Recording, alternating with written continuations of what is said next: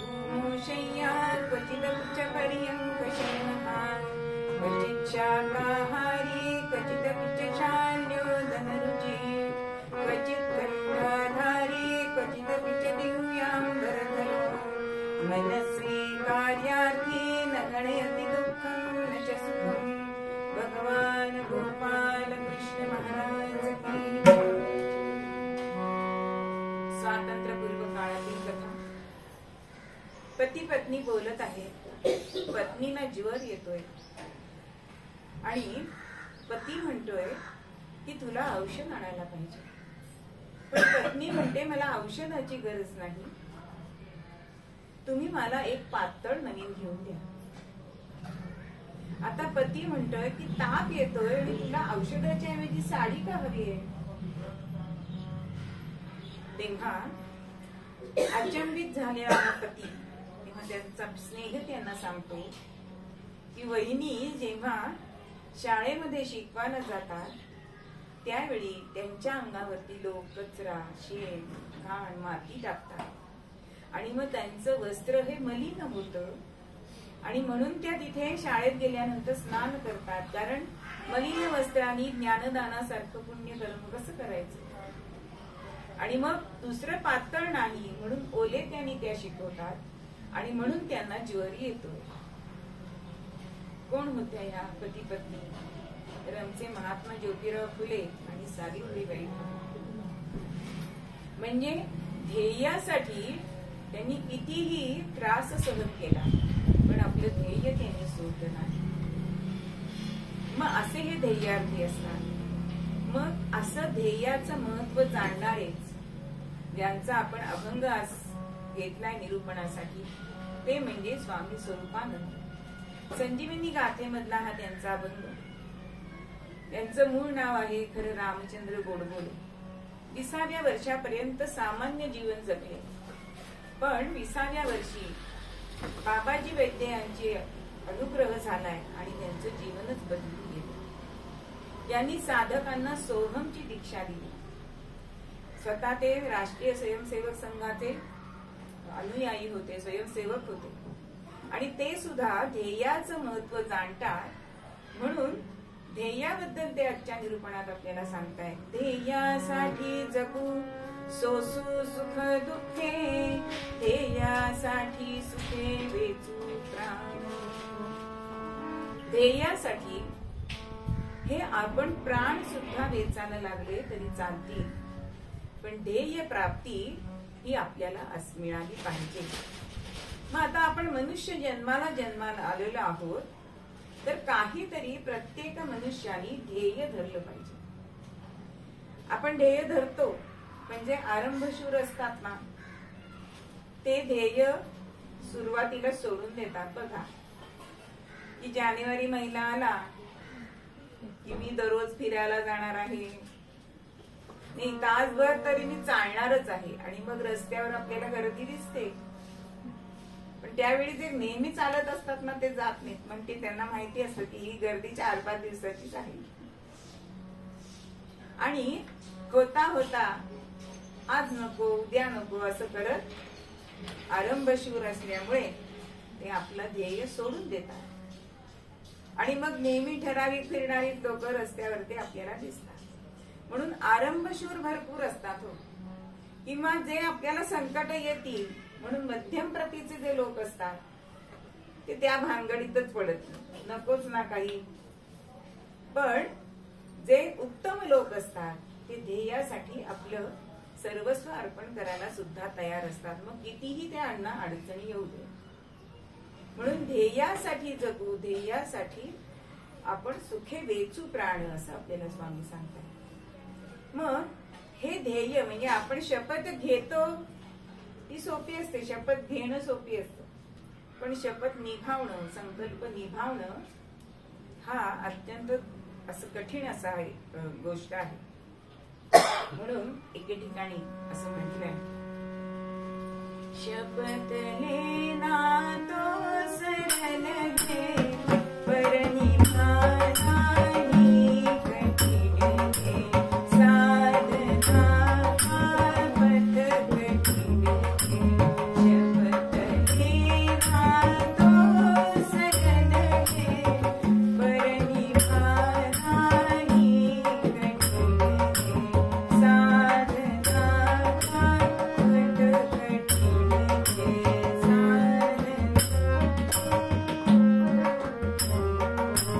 नियति की खाता रहा है तो गए मानव युग से, सरल आंसू बहाना मुस्कुराना ही कठिन है, साधना पथ कठिन है, साधना पथ कठिन है.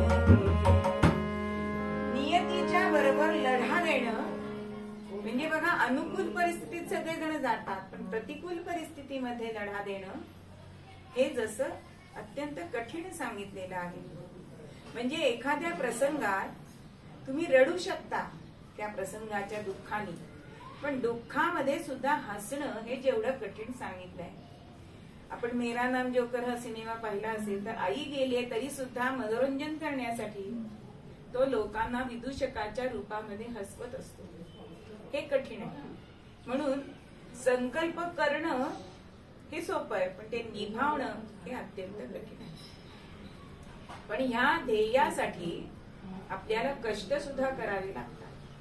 कष्टाशिवाय फळ नाही. म्हणून एके ठिकाणी असं म्हटलेलं आहे, कष्टे विण फळ नाही, कष्टे विण फळ नाही, कष्टाची नाही. ब्रह्मा विष्णू महेश्वरी, ब्रह्मा विष्णू महेश्वरी, कष्ट नित म्हणून ह्या जग चाले. राम राम हरे हरे राम, राम राम राम हरे हरे राम, राम राम राम सीतापते राम. कष्टाविण फळ नाही, कष्ट केल्याशिवाय फळ मिळत नाही. म्हणजे ते देवादिकांना सुद्धा चुकलेलं नाही. अहो ब्रह्मा विष्णू महेश कष्ट ते नित म्हणून या जग चालले. आज जर एखाद्याने आपलं काम सोडलं, शंकरांनी काम सोडलं, अहो आधीच लोकसंख्या वाढली, संहार जर झाला नाही तर पृथ्वीवर हाहाकार होईल. जर पालनच झालं नाही, विष्णूंनी आपलं काम थांबवलं पण तरी पण चालणार नाही. म्हणजेच प्रत्येकाला कष्ट सांगितलेले आहे. म्हणून असे कष्ट केल्याशिवाय तुम्हाला ध्येय प्राप्ती होत नाही. मग अशी ध्येय प्राप्ती कोणी केलेली आहे का? हो, अनेक उदाहरणं आहेत की ज्यांच्या नावातच 7 शब्द आहेत अशा आमच्या लता दिदी, ज्यांनी सप्तसुरांवर राज्य केलं आणि रसिकांच्या मनावर राज्य केलं. त्यांनी आपलं ध्येयपूर्ती केलीये. पण कष्ट किती घेतलेत हो? पहिले 6 महिने वडिलांनी फक्त षड्ज लावायला सांगितला होता. आज आपली अवस्था अशी झाली आहे की पी हळद हो गोरी. एक कार्यक्रम चांगला झाला की लगेच प्रसिद्धी माध्यमांना आपण पालक सुद्धा घालतात. पण असं नसतं. त्यासाठी तपश्चर्या पाहिजे, साधना पाहिजे. म्हणून अशा लता दीदींनी आज एवढ्या वर्ष जनमानसावर राज्य केले, ते कष्टाविना नाही. घरदार सोडून एक मुलगा शिकण्यासाठी, संगीत शिकण्यासाठी म्हणून बाहेर पडला आणि भारत रत्न पदवी मिळवली. आपली स्वतःचं घराणं तयार केलं. असे आमचे भीमसेन पंडित भीमसेन जोशी एक वर्गामध्ये पर्यवेक्षक आलेले होते आणि पर्यवेक्षक आलेत आणि मुलांना वर्गामध्ये प्रश्न विचारतायत की तू मोठेपणी कोण होणार, तू मोठेपणी कोण होणार. असं म्हटल्यानंतर प्रत्येक मुलगा आपापल्या बुद्धिमत्तेच्या क्षमतेप्रमाणे उत्तर देतोय की मी डॉक्टर होणार, मी शिक्षक होणार, मी वकील होणार. आणि त्या वर्गामध्ये एक यशवंत नावाचा मुलगा होता. पण त्याला सगळे येशा येशा असं हाक मारत असेल, ते त्याला मुळीच आवडायचं. आणि त्या मुलाला ह्या पर्यवेक्षकांनी उभं केलं. बाळ तू कोण होणार? तेव्हा त्या मुलांनी खणखणीत उत्तर दिलंय की मी यशवंतराव चव्हाण होणार. आणि पुढे आपल्याला त्यांची कामगिरी माहितीये. म्हणजे लहानपणापासून जर आपण ध्येय धरलं तर त्याची आपण पूर्ती करू शकतो. फक्त आपल्याला कष्ट करावे लागतात, त्याच्यासाठी प्रयत्न करावे लागतात. म्हणून कवयित्री एका ठिकाणी म्हणते, ध्येय हाची देव खरा, यत्नांची दास धरा. ध्येय हाची देव खरा, यत्नांची दास धरा. ध्येय खरा, यत्नांची दास धरा.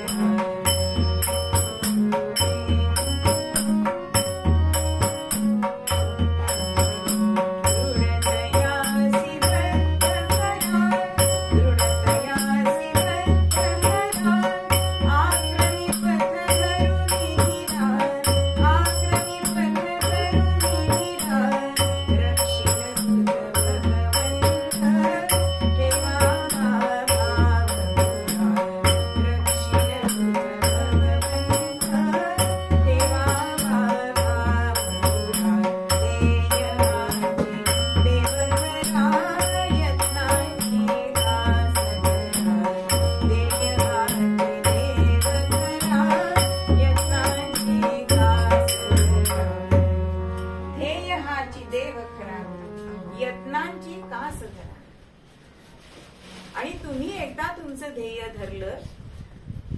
त्याच्याशी दृढपणे राहायचंय तर तुम्हाला भगवंत सुद्धा सहाय्य करतो. म्हणून ध्येय निश्चिती आपण केली पाहिजे. नाहीतर एका गृहस्थांनी रस्त्यामध्ये विचारलं, हा रस्ता कुठे जातो? ते गृहस्थ आजोबा विचारतात, तुला जायचंय कुठे? तुला जायचा जर पत्ता माहिती नसेल तर रस्ता कितीही लांब जातोय. म्हणजे तुझं ध्येय काय आहे? राव कॉलनी आहे का पंचवटी कॉलनी काय आहे? म्हणजे तुम्हाला जर ध्येय नसेल तर ते ध्येय तुमचा सगळा जन्म हा वाया गेलेला आहे. बरं, हे ध्येय कसं असावं? तर ते लोकहितासाठी सुद्धा असावं. तर एक ग्रस्त होता आणि रिटायर झालाय, निवृत्त झालाय, आणि आता पत्नी त्याला विचारते की आता तुम्ही काय करणार? तुमच्याकडे वेळच वेळ आहे. तेव्हा तो आपल्या पत्नीला सांगतो की मी असं काही कामगिरी करणार आहे की राजे साहेब मला भरपूर असं इनाम देतील.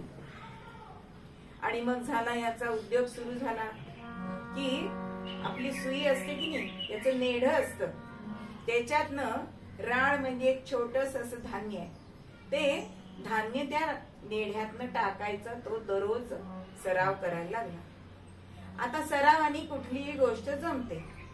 त्याप्रमाणे कितीही लांबून त्यांनी ते राळ टाकलं तरी त्या नेढ्यातनं जाऊ लागलं.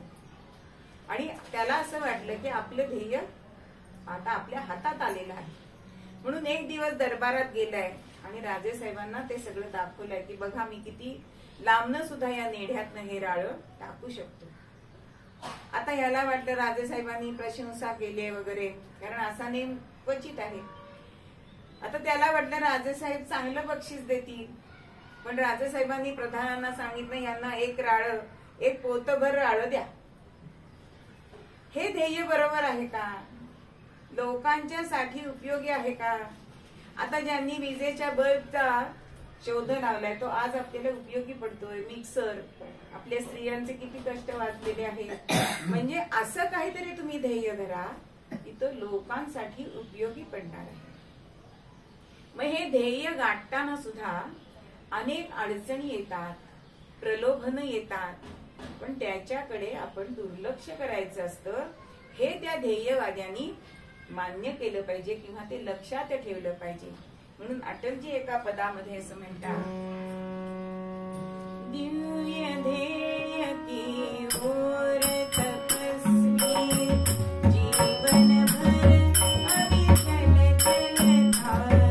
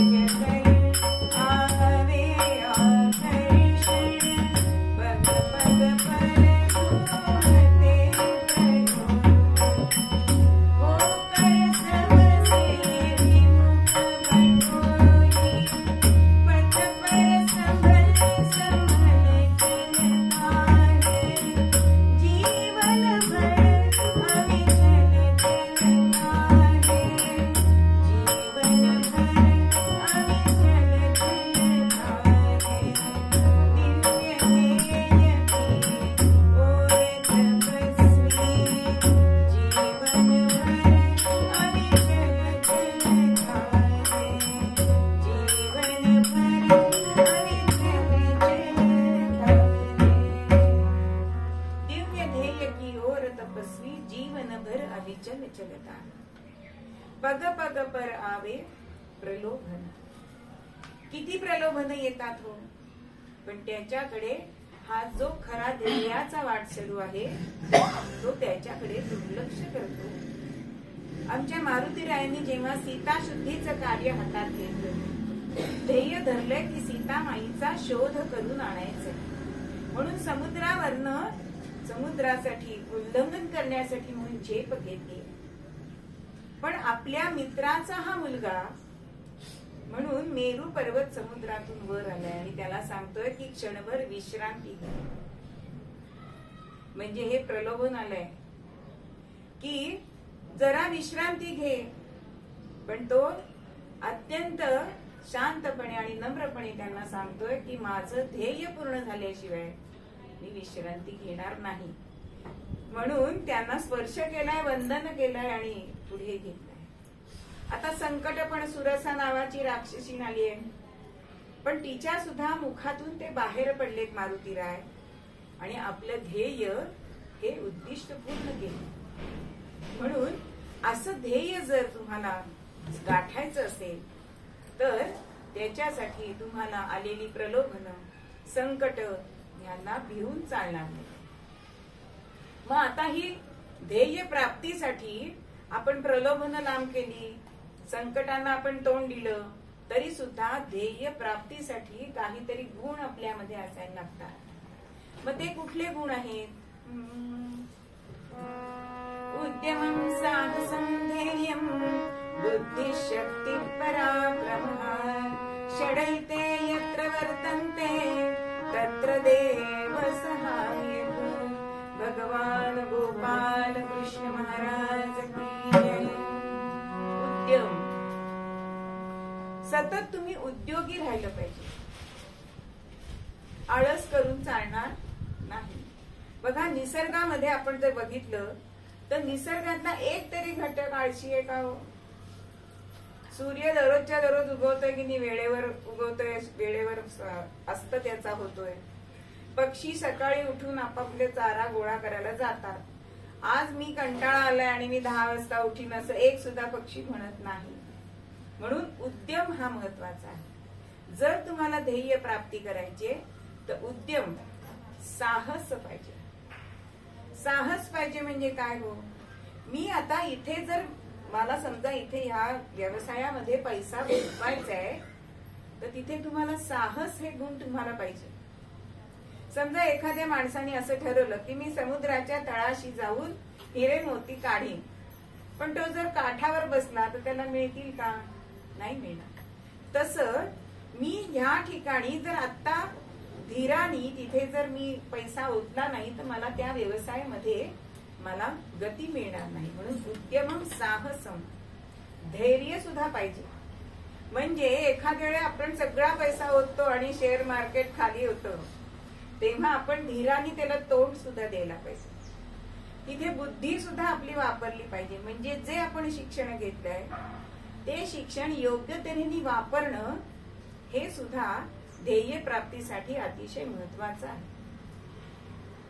बुद्धी शक्ती, काही ठिकाणी बुद्धी आवश्यक असते, काही ठिकाणी शक्ती आवश्यक असते. मग या शक्तीचा सुद्धा वापर जर आपण केला तर आपल्याला ध्येय प्राप्ती होऊ शकते. आणि पराक्रम, पराक्रम सुद्धा तितकाच, कारण प्रगटीकरण म्हणजे पराक्रम आहे. म्हणून उद्यमं साहसं धैर्यं बुद्धी शक्ती पराक्रमः असे जर 6 गुण तुम्ही तुमच्या अंगी बाळगले तर तुम्हाला भगवंत सहाय्यभूत होतो. म्हणून कधीही आपण उद्यम सोडायचा नाहीये. मग जसे गुण आपल्याला आवश्यक आहेत तसे दोष सुद्धा बाजूला काढायला पाहिजेत आपल्यातले, कारण मनुष्य गुण दोषांचं परिपाक आहे. मग कोणते दोष आहेत तो जे आपल्याकडे आहेत? तर षडदोष आपल्याला सांगितलेले आहेत. तर पहिला दोष सांगितलाय निद्रा, झोपून चालत नाही. आज आपले पंतप्रधान किती काळ झोप घेतात. देशाचा गाडा हाकायचा आहे हे त्यांचं ध्येय आहे आणि आपल्या भारताला विश्वगुरु करायचं ध्येय त्यांनी गाठलंय. मग त्यांनी निद्रा किती कमी केली आहे. म्हणून निद्रा, तंद्री, तंद्री म्हणजे सुस्ती. म्हणजे आपल्याला सुस्ती कधी येते? जर आपण प्रमाणाबाहेर भोजन केलं तर आपल्याला सुस्ती येते. मग ही सुस्ती नको यायला म्हणून मितहार घेणं हे सुद्धा तितकंच आवश्यक आहे. मला वाटलंय मला खूप हा पदार्थ आवडतो म्हणून आपला जगन्नाथ असं करून चालणार नाही. निद्रा, तंद्री, भयम भीती सुद्धा तुम्हाला सोडून द्यायला लागते, तरच तुम्ही ध्येय प्राप्तीसाठी योग्य होता. आणि भयक्रोधम, क्रोध तुम्हाला सोडायला पाहिजे. जर तुमच्या हाताखाली तुम्हाला 5-50 माणसं वागवायचे, तर तुम्ही त्यांच्यावर रागवलात की ते नोकरी सोडून दुसऱ्याकडे जाणार ना आणि तुमचा धंदा बसणार. म्हणजे तुम्ही तुमचं ध्येय हे साध्य करू शकणार नाही. म्हणून भयक्रोधम, आलस्य. आपण लहानपणापासून शिकलोय की माणसाचा मोठा शत्रू आळस आहे. अगदी आपण लहानपणी असताना भालावर सुद्धा हे लिहिलेले सुविचार असायचे. मग आळस, आज करीन उद्या करीन असं आपण कधीच म्हणायचं नाही. आपल्याकडे म्हटलेलं आहे कल करे सो आज कर, आज करे सो अब कर. हे जे सांगितलंय ते एवढ्यासाठी. आणि दीर्घसूत्रता, दीर्घसूत्रता म्हणजेच करू 4 दिवसांनी. जर तुम्हाला एखादं परमिट मिळवायचं असेल तर तो दुसरा घेऊन जाईल ना, तो तिथे दीर्घसूत्रता चालणार नाही. म्हणून जसे गुण ध्येयासाठी आवश्यक आहेत तसे दोष सुद्धा बाजूला करणं हे तितकंच महत्वाचं आहे. आणि अजून एक गुण म्हणजे ज्यांनी त्या क्षेत्रामध्ये कार्य केलेलं आहे त्यांचे अनुभव सुद्धा आपण गाठीशी धरायचे. की मी माझा मुखत्यार आहे, मी करीन तेच बरोबर आहे. म्हणजे अनुभवाचं गाठोडं सुद्धा आपल्या बरोबर त्या लोकांचं असायला पाहिजे. म्हणजे जसं यशस्वी माणसाकडे आपण मुलाखत घ्यायला जावं तसं त्याच्यामध्ये ज्यांना अपयश आलंय, मग ते अपयश कशामुळे आलंय, काय काय त्यांना अडचणी आल्या हे बघण्यासाठी, तो अनुभव घेण्यासाठी म्हणून सुद्धा आपण त्यांचा अनुभव गाठीशी धरला पाहिजे, तरच आपल्याला ध्येय प्राप्ती होईल. आणि असं पण अजून सांगितलंय की ध्येय ज्यांनी गाठायचं आहे त्यांनी नेहमी अतृप्त असावं. का बरं? कारण समाधान झालं की तुमची प्रगती खुंटली. प्रगती खुंटली. अहो, लहान डबक्यामध्ये जर तुम्ही राहिलात तर तुम्ही विशाल समुद्रामध्ये कसं जाणार? म्हणून ह्या सगळ्या गुणांचे, मग आता हे दोष जे आपण काढले तसंच गुण जे आपण बघितले ते आमच्या शिवरायांचं उदाहरण आहे की नाही. त्यांनी स्वराज्य स्थापण्यासाठी उद्यमम, साहसम, धैर्यम, बुद्धी, शक्ती, पराक्रम हे सगळे गुण अवलंबले. अहो, आग्र्याहून सुटका झाली त्यावेळी त्यांनी कुठे बुद्धी वापरली हो? कशी बुद्धी वापरली? तर लहानपणी जिजामातांनी जे संस्कार केलेले होते, ज्या रामायण महाभारतातल्या कथा सांगितल्या होत्या त्याच्यामध्ये त्यांना गोपाळ कृष्णाचा जन्म आठवलाय. आणि गोपाळ कृष्णाला वसुदेवानी वेळूच्या टोपलीतनं गोकुळामध्ये नेलं म्हणून वेळूचे पेटारे केले. अंधारी रात्र घेतली आणि तेव्हा त्यांनी पलायन केले. म्हणजे इथे त्यांनी बुद्धी वापरली. अशा तऱ्हेने या त्यांनी, म्हणून त्यांना भगवंत भगवती ही भवानी का त्यांना सहाय्यभूत झाली? कारण हे त्यांनी अवलंबले. तसंच त्यांनी कधी दीर्घसूत्रता केली का? म्हणजे या बाजूला गनिमाला किल्ले दिले आणि लगेच मागच्या बसनं किल्ले घ्यायला सुरुवात केली. म्हणजे गनिम बेसावत असतानाच पुन्हा किल्ले घेतले. म्हणून दीर्घसूत्रता नाही, आळस नाही. कधी आमच्या राजांनी छान चौकी केलीये का? बाबा कधी नर्तकीचं गाणं बघत बसले, जसं शिवरायांच्या जीवनात एकही प्रसंग नाही. कारण कायम उद्यम, साहस असं हे जर गुण आपण घेतले तर ध्येय प्राप्ती होते. आणि त्या ध्येयासाठीच आपल्याला जगायचंय, कारण आपल्याला हा मनुष्य देह प्राप्त झालेला आहे. मग सत्यासाठी मारू सर्वस्वावरलात, स्वार्थावरीलात. मग सत्य जर लोकांना दाखवायचं असेल तर आपल्याला स्वार्थासाठी लाथ मारायला लागते, लौकिकाची मात सोडावी लागते. ज्या वेळेला इंग्रज सरकारने सगळ्यांना बोलवलं होतं आणि आमच्या ज्योतिराव फुल्यांनी खरा आमचा भारतीय शेतकरी कसा आहे तो वेश करून महात्मा फुले तिथे गेलेले होते त्या परिषदेला. म्हणजे फाटकं धोतर नेसून, फाटकं कांबळं खांद्यावर घेऊन, उघडे अंगामध्ये त्यांनी सदरा घातलेला नव्हता. असा आमचा शेतकरी तुमच्या राज्यात आहे हे त्यांना सत्य कळावं म्हणून ते तसे गेले. मग त्याच्यासाठी मी कसा दिसतोय? म्हणजे लौकिकाची मात दूर ठेवू, त्यांना जर सत्य कळायला हवं असेल तर मला असंच जायला पाहिजे, हे त्यांनी दाखवून दिले त्या उदाहरणात. त्याच्या पुढच्या कडव्यामध्ये आपल्याला स्वामी स्वरूपानंद सांगतात की हरीसाठी करू सर्वस्वाचे दान. अहंतेचं आपण बाजूला ठेवून भगवंताला आपण सर्वस्व अर्पण करा. पण आपण सर्व देतो हो, पण स्व देतो का? नाही देत. अहो, एखाद्या मंदिरात आपण देणगी दिली तर आपल्याला असं वाटतं नाव आपलं येईल का तिथे? अहो, साध्या आता लहान मुलांचे आता गणपती आलेत, छोटी मुलं वर्गणी मागायला येतात की आम्ही आमचा छोट्या बालमित्र मंडळ गणपती बसवणार आहोत, तुम्ही आम्हाला काका थोडे मदत करा ना. पावती देणार आहात का असं म्हणतो की नाही, देणार असतात 5 रुपये. म्हणजे आपण सर्व देऊ शकतो पण स्व देऊ शकत नाही. म्हणून या अहंतेला बाजूला करायचं. कारण भगवंताला जर तुम्हाला हृदय सिंहासनावर बसवायचं असेल तर तुम्हाला आधी काय करायला पाहिजे? अहो, तुम्ही जेव्हा एखाद्या घरी जाता तेव्हा ती लोक म्हणतात बसा बसा बसा, पण त्या कोचावरती वर्तमानपत्र असतात, बोलण्या असतात, काहीतरी अजून बरंच काय काय मुलांची खेळणी असतात. मग त्या आलेल्या पाहुण्याला असं वाटतं कुठे बसू मी? तसं भगवंताला वाटतं की माझ्या हृदयातल्या सिंहासनावर तो अहंता बसलेली आहे, अभिमान बसलाय, तर मग मी कुठे बसू तुझ्या हृदयात? म्हणून भगवंत बसेल का आपल्या हृदयात? नाही बसणार. म्हणून हरीसाठी करू सर्वस्वाचे दान. स्वच आपण दान केलं ना तर अहंता आपोआप बाजूला. आणि अशाच साठी शेवटच्या चरणामध्ये आपल्याला स्वामी स्वरूपानंद सांगतात की स्वामी म्हणे मन ध्येयी समर्पित. तुम्ही जे ध्येय धरणार आहात ना त्याच्यासाठी तुम्ही मन त्याच्यामध्ये घाला. कारण मन लावून केलेली कुठलीही गोष्ट चांगलीच होते. बघा, आपल्या स्त्रिया माहेरची कोणी व्यक्ती येणार असली की मन लावून स्वयंपाक करतात की नाही? हिला ना अशी खीर आवडत नाही बरं का, अगदी त्या गुलाबी रंगावर शेवया भाजूनच तिला खीर आवडते, नुसतं असं पाणी टाकून वगैरे तिला खीर आवडत नाही. म्हणून आपण तशी निगुतीनी करतो की नाही? पण तीच गोष्ट सासरची नणंद येणार असली तर करतो का? हा विचार आपण प्रत्येकीने जर केला. म्हणून स्वामी म्हणे मन ध्येयी समर्पण. मन तुम्ही तिथे घालाल ना ती गोष्ट तुम्हाला प्रत्येक गोष्ट ही चांगलीच होते. म्हणून त्या ध्येयाला तुम्ही मन अर्पण करा. आणि शेवटी ते काय सांगतायत की होऊची आपण ध्येय रूप. तुम्ही जर ध्येयाला मन अर्पण केलं, त्याच्यात मन घातलं तर तुम्हीच ध्येयरूप होऊन जाता.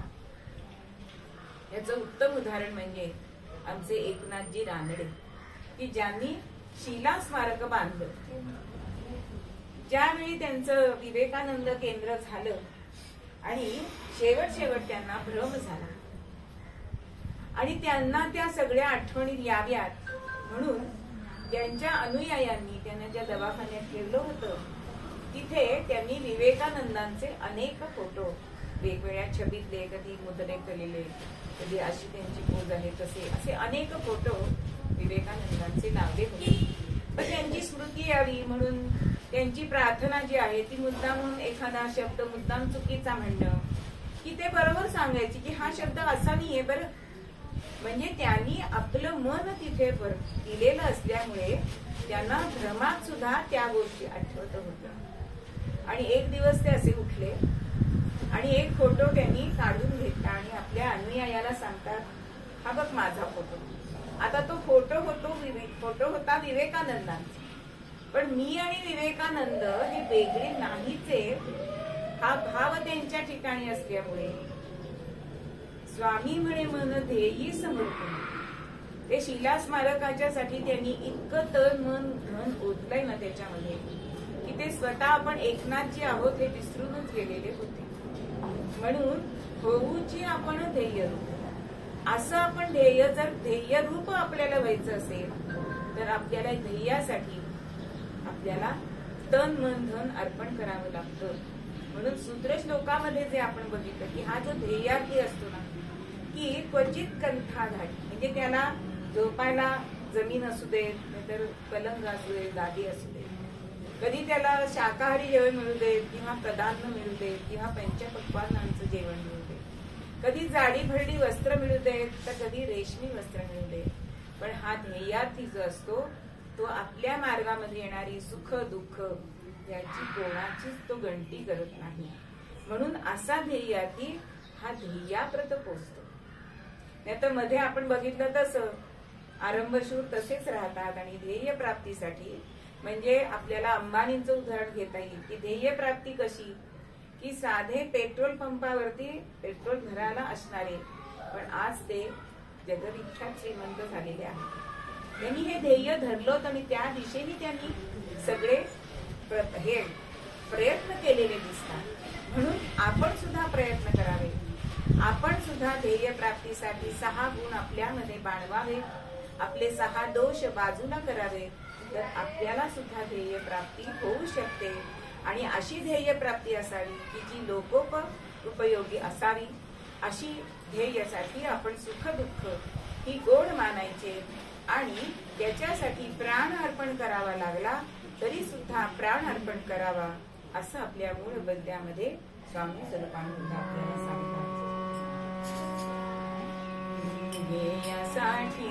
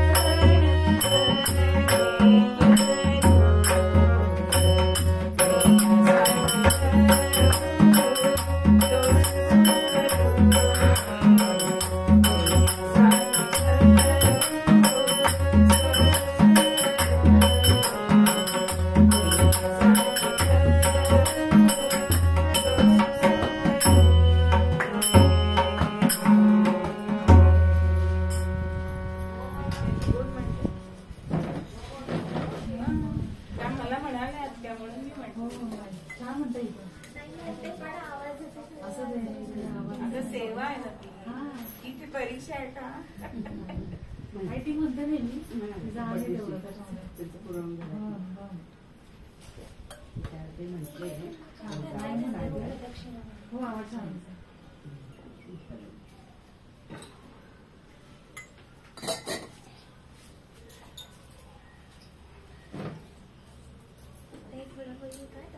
होईल ना. तू सुरुवात करते माझं. धन्य धन्य हो प्रदक्षिणा लक्ष्मीबाई सारी पराक्रमणा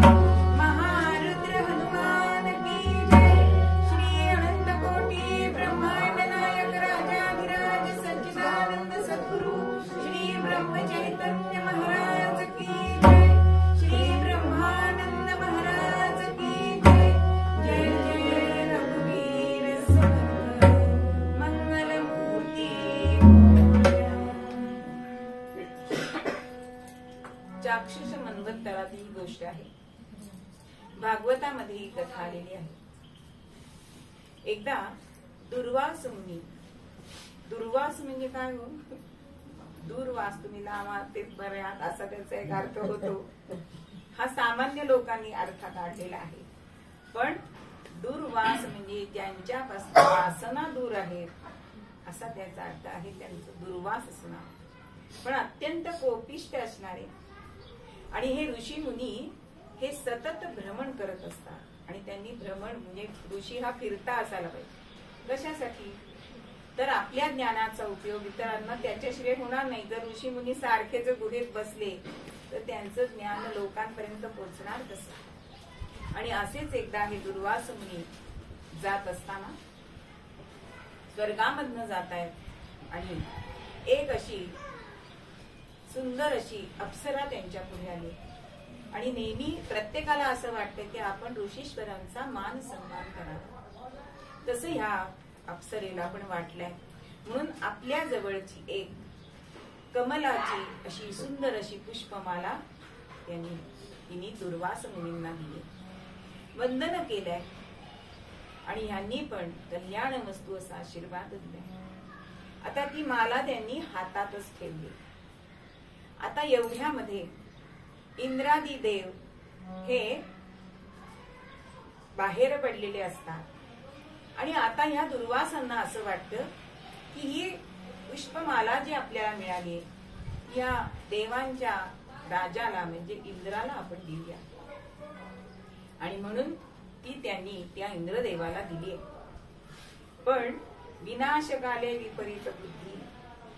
आता एवढ्या मोठ्या ऋषींकडनं आपल्याला तो माला रूपी प्रसाद मिळालाय तर ती आपण जवळ ठेवावी ना जरा. पण असं नाही, ती त्यांनी त्या हत्तीच्या सोंडेत घालून टाकली आणि ती हत्तीकडून पायदळी तुडवली गेली. म्हणजे प्रसादाचा अवमान झाला. आणि हे त्या ऋषीश्वरांनी बघितलंय आणि शाप दिलाय की तुम्हा सर्व देवांची संपत्ती शौर्य हे समुद्रामध्ये नष्ट होईल असा शाप दिलाय. आणि देव आणि असुर यांच्यामध्ये जे युद्ध व्हायला लागली त्याच्यामध्ये कायमस्वरूपी यश असुरांना मिळायला लागले आणि देवांना अपयश यायला लागले.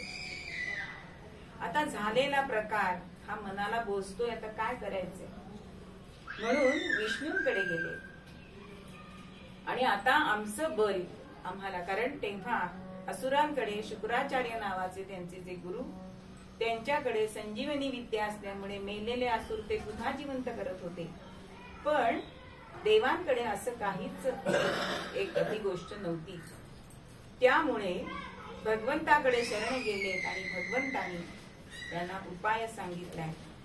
तो म्हणजे तुम्ही समुद्र मंथनाची तयारी करा. समुद्र मंथनासाठी तुम्ही एकटे करू शकणार नाही.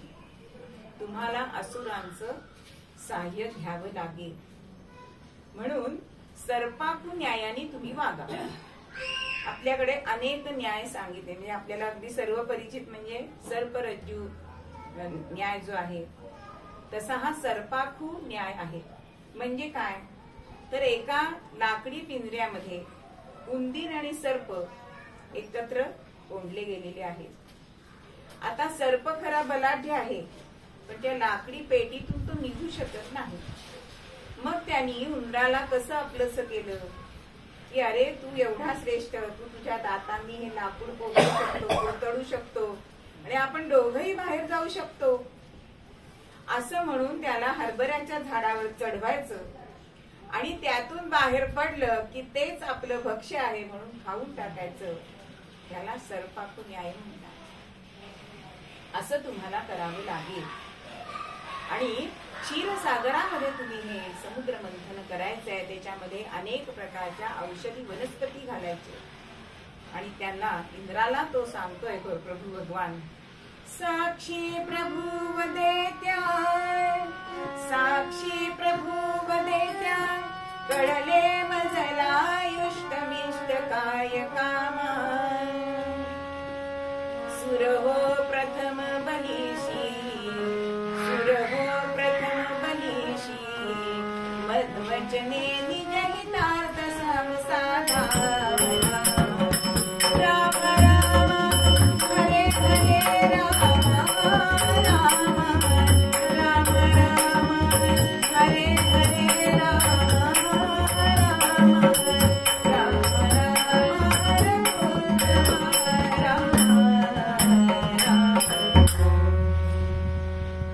तुम्हाला त्यावेळचा असुरांचा राजा बली याच्याशी साम करावा लागेल. त्याला गोड बोलून आपलंच करावं लागेल आणि ह्या मंथनासाठी त्याला तयार करावं लागेल. आणि म्हणून इंद्रादी देव निशस्त्र होऊन बलीकडे गेले आणि बलीला सगळी योजना सांगितली. कारण ह्या समुद्र मंथनातून अमृत मिळणार होतं म्हणून भगवंतानी त्यांना सांगितलंय की तुमचं ध्येय आहे ते अमृत मिळवणं. त्याच्यातनं कौस्तुभ येईल, ऐरावत येईल, अजून सगळी रत्न येईल, लक्ष्मी येईल, चंद्र येईल. तिकडे लक्ष द्यायचं नाही, प्रलोभनांना भुलायचं नाही. तुमचं ध्येय काय आहे अमृत मिळवणं. आणि संकटांना पण घ्यायचं नाहीये. हलाहल येणार आहे ते हलाहल जरी आलं तरी भिवून जायचं नाही. ध्येय सोडायचं नाही. तर मग तुम्ही असं केलं तर मी तुमच्या पाठीशी आहे असं भगवंतांनी सांगितलेलं. आणि हे बलिराजाकडे गेले, बलीला सगळी योजना सांगितली आणि त्याच्या बरोबरचे सगळे असुर सुद्धा तयार झाले समुद्र मंथन करण्यासाठी. आणि दिवस ठरलाय, श्रावणामध्ये हे समुद्र मंथन सुरू झालेलं आहे. आणि आता असं ठरलं क्षीरसागरामध्ये करायचंय, मंदार पर्वताची रवी करायची आणि वासुकी नागाची दोरी करायची. मंथन पूर्वीच्या लोकांना माहिती असेल, आता हल्लीच्या लोकांना फक्त सिनेमात किंवा फक्त आपल्याला बटन दाबलं की ताक होतं असं नसतं. ते मंथन करायचंय म्हणजेच घुसळून घुसळून त्यातनं रत्न बाहेर काढायचे, अमृत बाहेर काढायचंय. आणि असं झालंय. पण तो मंदरा पर्वत उतरायला तयार नाही हो, इतका मोठा होता, 11 सहस्र योजन लांब आणि रुंद होता. शेवटी कोणालाही यश येईना म्हणून शेषाने तो आपल्या मस्तकावरनं उचललाय आणि त्याला क्षीरसागरामध्ये ठेवलाय. आणि आता आपल्याला हवंय ना, त्याच्या विरुद्ध केलं की समोरच्याला वाटतं नाही हेच चांगलं आहे बरं का. म्हणून देवानी सांगितलं की आम्ही वासुकीच्या तोंडाच्या बाजूची बाजू धरणार. लगेच दैत्य म्हणाले नाही नाही, वासुकीची शेपटी म्हणजे गौण भाग आहे त्याचा, तो काय आम्ही धरणार नाही. मान्य आहे का तुम्हाला? देवांना तेच हवं होतं अहो. पण आम्ही शेपटी धरतो म्हटलं तर असुरांनी म्हटलं असतं की नाही की आम्ही शेपटी धरतो. आपल्याला जे हवंय त्याच्या विरुद्ध केलं की समोरच्याला बरोबर ते पटतं. आणि मग असुर त्यांनी वासुकीची तोंडाची बाजू धरली आहे आणि शेपटीची बाजू देवांनी धरली. आता 90 देव त्या बाजूला होते शेपटीच्या बाजूला आणि 91 देव असुर हे तोंडाच्या बाजूला होते, अशी संख्या. आणि होता होता काय झालं, अहो तो मंदार पर्वत हलवताना खाली खाली जायला लागलाय. आता मात्र सगळ्यांनी करुणा भागली आहे देवांनी की आता काय करू आम्ही भगवंता. आणि पृथ्वीला तेव्हा जलरूप जे आपण मागचा काल आपण मत्स्यावतार बघितला, तर जमिनीला काठण्णी येण्यासाठी भगवंतांनी कुठल्या रूपाची योजना केली, तर कूर्म रूपाची योजना केली. आणि स्वतः भगवंत कासव झाले आणि मंदार पर्वताच्या खाली ते बसले. आता भगवंतांनी काय केलंय हो, तर निद्रा रूपाने वासुकीच्या मध्ये त्यांनी प्रवेश केलाय, उत्साहाच्या रूपाने देवांच्या मध्ये प्रवेश केलाय आणि शक्तीच्या रूपाने त्याच मंदिराच्या पर्वतावर ते स्वतः वजन म्हणून बसलेले आहेत. म्हणून विष्णू भगवान ते 91, इकडे 91 असुर, तसे हे 90 देव आणि भगवंत वरती 91. आणि असुरांमध्ये मात्र गौण पद्धतीने प्रवेश केलेला आहे. आणि मंथन सुरू झालंय. आता बघा, प्रत्यक्ष जेव्हा शरीराला त्रास होतो तेव्हा वासुकीच्या तोंडातून ज्वाला यायला लागली आहे, रागीत झालाय तो, तरी भगवंतांनी निद्रा रूपाने केलं. तर म्हणून बघा, निद्रेमध्ये आपल्याला दुःख कमी होतं. पेन किलर कशासाठी देतात? त्याच्यासाठीच देतात की त्या आपल्या वेदना कमी व्हाव्यात, म्हणून भगवंतांनी निद्रा रूपाने त्याच्यामध्ये प्रवेश केलेला. आणि होता होता पहिलं हलाहल आलंय आणि ते भगवान शंकरांनी घेतलेलं आहे. पण आता काय झालं हो, भगवंताच्या पाठीवरती हा पर्वत फिरायला लागलाय रवीप्रमाणे. नग परिवर्तन पृष्ठी, नग परिवर्तन पृष्ठी, कंडूयन तेची मनी भावी. जसं, कारण कासवाची पाठ बघा कठीण असते आणि त्या पाठीवर हा मंदार पर्वत फिरतोय आणि भगवंताच्या पाठीला जी कंड येत होती तिचं निराकरण होत आहे.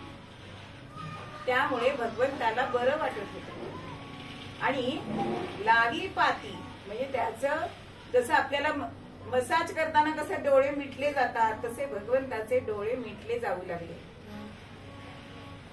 गिरी परिवर्तन पृष्ठी, गंडूयन ते मनास अति भावी, लावी पाती निद्रा घे लावी पाती निद्रा घे प्रभूची लीला किती कवर्णाली राम राम हरे हरे राम राम राम हरे हरे राम राम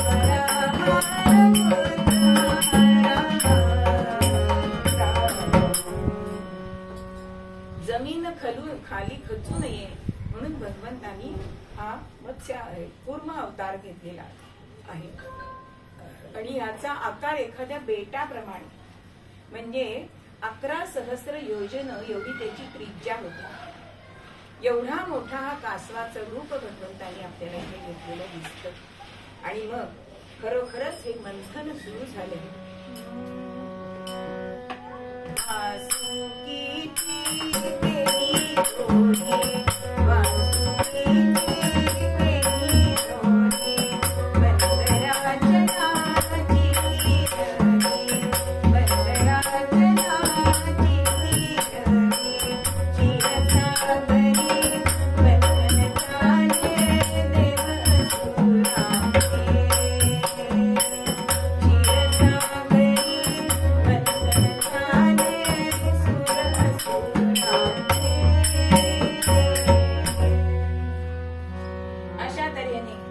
भगवंतानी हा अवतार घेतला आणि 14 रत्न त्यातनं काढले. मग ही रत्न त्या म्हणजे सगळ्या रत्नांचं एक मंगलाष्टक आहे बरं का. म्हणजे खरं म्हणजे ते लग्नात म्हणावं, पण हल्ली मंगलाष्टक याची भाऊ त्याची बहीण राधे गोथरूडला वगैरे असं काय काय सांगितलं जातं की ते मंत्रोच्चार आहेत. अहो मंगलाष्टक आहे ते तळपाठ करून असं जुळवून करायचं नसतं. ते आशीर्वादपर मंगल असे हे आहेत, आशीर्वाद आहेत ते. मग असे हे सगळे रत्न मिळाले आणि आता सुरा ती घेतलीये. ती आधी घेतली, ती असुरांनी घेतली. आता पुन्हा हातबल झालेत देव, पुन्हा भगवान विष्णूंची प्रार्थना करतायत. आणि त्यावेळेला मोहिनीचं रूप भगवंतांनी घेतलंय आणि एका पंक्तीमध्ये असुरांना बसवलंय आणि एका पंक्तीमध्ये देवांना बसवलंय. आणि मी तुम्हाला याचं वाटप करते असं म्हणून देवांना ते अमृत देते आणि यांना सुरा पाजते.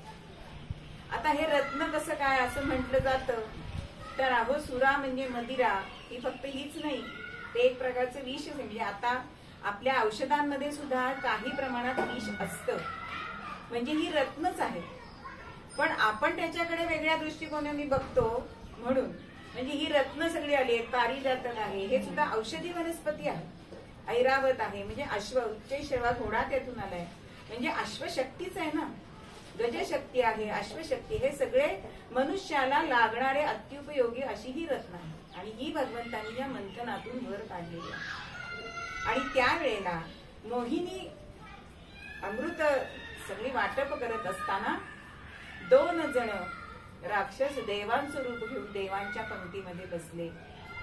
आणि हे चंद्राने आणि सूर्याने ओळखले आणि त्यांनी भगवंताला खून केले की ह्यांना तू अमृत देऊ नकोस. पण तोपर्यंत त्यांचं अमृत प्राशन झालेलं होतं. पण तिथल्या तिथे भगवंतानी सुदर्शन चक्राने त्यांचं मान उडवलीये आणि ते अमृत आत गेलं नाही. आणि तेच राहुकेतू म्हणून त्यांच्या यांनीच आज सुद्धा जे सूर्यग्रहण चंद्रग्रहण ते आजही त्यांना पिडतात की आम्हाला तुम्ही ओळखलं आणि आम्हाला अमृत पान करू दिलं. आणि त्याचप्रमाणे जेव्हा भगवंताच्या पाठीवरती हा पर्वत फिरत होता रवीसारखा, त्यावेळेला त्याचा श्वासोच्छ्वास जो संथपणे चालला होता, म्हणजे श्वास बाहेर सोडणं आत सोडणं, हे एक त्याची अशी क्रिया चालली होती. ती क्रिया आजही आपल्याला सागरात दिसते धरती ओटीच्या रूपाने. जेव्हा श्वास आत घेतो भगवंत तेव्हा ओहोटी होते आणि जेव्हा श्वास बाहेर सोडला जातो तेव्हा धरती होते.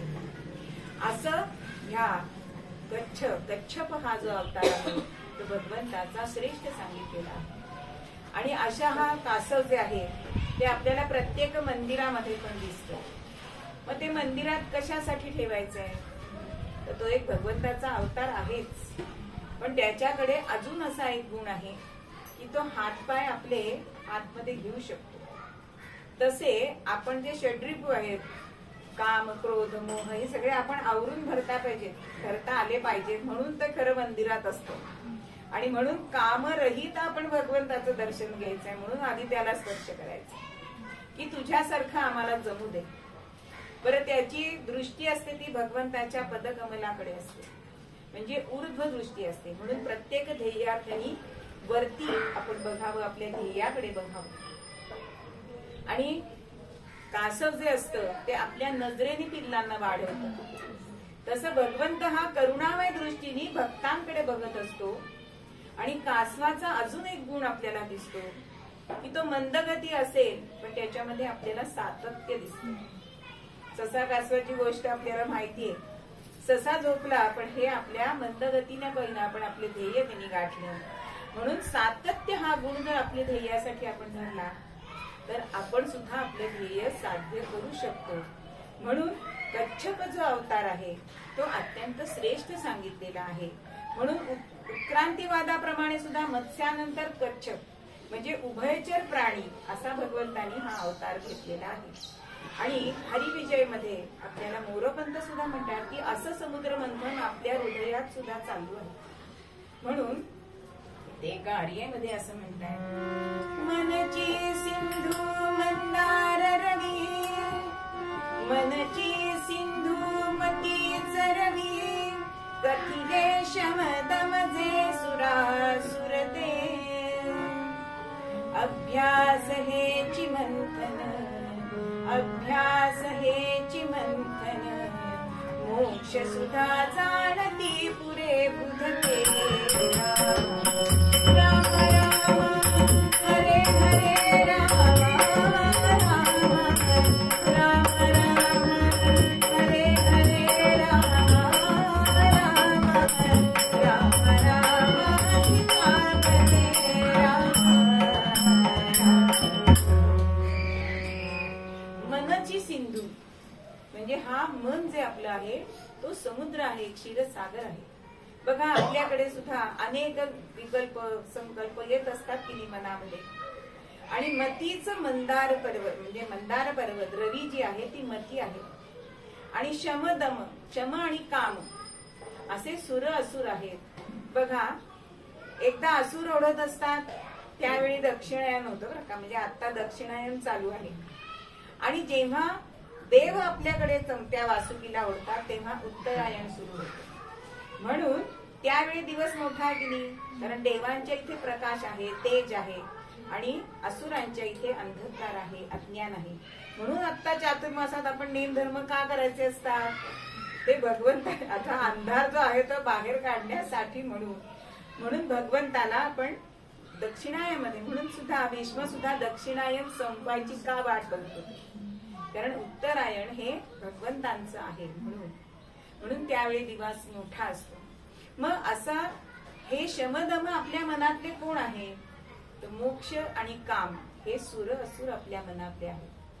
आणि अभ्यास हे मंथन आहे, त्यातनं मंथन करून आपण अभ्यास काय करायचंय, आणि त्यातली सुधा म्हणजे अमृत काय आहे, तर मोक्ष हे अमृत आहे.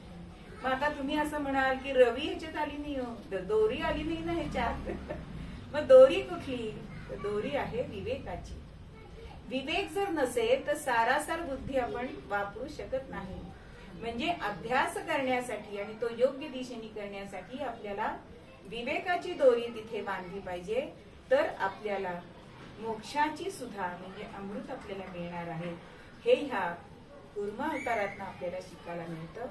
असा हा मोठा कूर्म अवतार की ज्यांनी क्रांती घडवली. आणि म्हणजे बघा भागवतामध्ये शुकदेवांना आपला परीक्षिती राजा विचारतो की एकाच कार्यासाठी दोघांनी काम केलंय, एकच वेळ आहे, एकच स्थळ आहे, पण तरी परिणाम कसे वेगळे. म्हणजे देवांना अमृत मिळालं आणि राक्षसांना सुरा मिळाली. तेव्हा परीक्षित राजाला शुकदेव सांगतायत की जरी एक ध्येय असलं तरी सुद्धा मनामध्ये जो भगवंताचा हरिसंकल्प जो पाहिजे तो देवांमध्ये होता, तो असुरांमध्ये नव्हता. म्हणून जरी एक स्थळ असेल, एक ध्येय असले तरी सुद्धा त्यांना सुरा प्राप्त झाली आणि देवांना अमृत प्राप्ती झाली. म्हणून आपल्याला ह्या कथानकावरनं, ह्या चरित्रावरनं काय आपल्याला असं कळतं की एखादी चांगली गोष्ट जर घडवायची असेल तर आपल्या शत्रूला सुद्धा आपण आपल्या बरोबर घेऊन ते साध्य करायचं. फक्त सज्जनांनी करायचं नाहीये.